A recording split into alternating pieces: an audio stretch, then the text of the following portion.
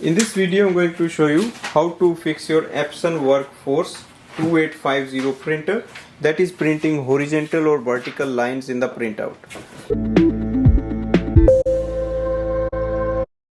For that we have to go to the printer control panel, go to the main screen and look for the maintenance. Scroll down and click on the printhead alignment. You will see there are two options, vertical alignment and horizontal alignment. You can select any one of them. You can select vertical if you have any problem with the vertical lines, and then you can go for the horizontal. So click on the vertical and click on the print.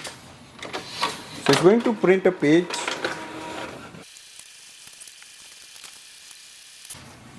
So let's start with this page. On this page you have to look for a square without any lines, that is best in one line. So you have to select one among every line and you have to enter the value here on the screen. Now select with the plus and minus button and then press OK. So it will take you to the next, number 5, number 3,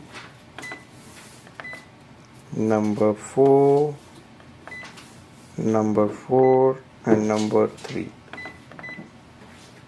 Click on the proceed and click on the dismiss. So we have done printhead alignment for the vertical lines.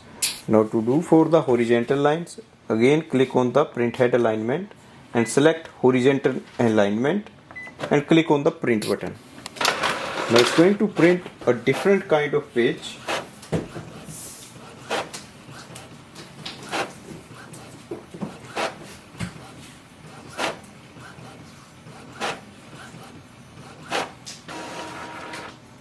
On this page we have to find a rectangle that is not overlapping. So in this case we can find the number 4 is perfect and we can just enter the value on this page. Click on the proceed, dismiss, and it will take you to the main screen. Now onwards, whenever you are going to print, it will just print normal without any lines, and if you still see the lines, that means you may need to clean the printhead and you can just do the printhead cleaning. Thanks for watching.